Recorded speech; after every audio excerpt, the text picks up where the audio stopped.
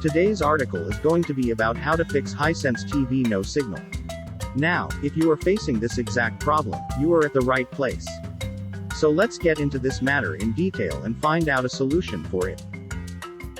Method 1. Power cycle your device. Turn off your TV set and device. Unplug the power cord of the TV and the device.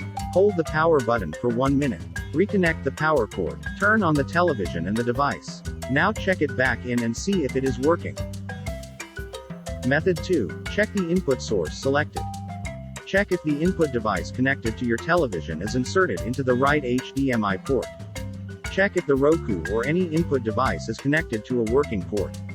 If the connection cable is inserted in HDMI 2, then the on TV, HDMI 2 input should only be selected. Method 3. Check the cables. Another major factor for the Roku device not receiving any signal is its cables. Check if the cables are firmly connected to your television set. It is better if you use a good HDMI cable.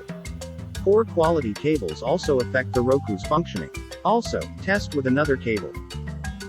Method 4. Factory reset your device. This should be the last method while fixing any issue, as it erases the data and settings set manually. You can't retrieve those settings after the factory reset.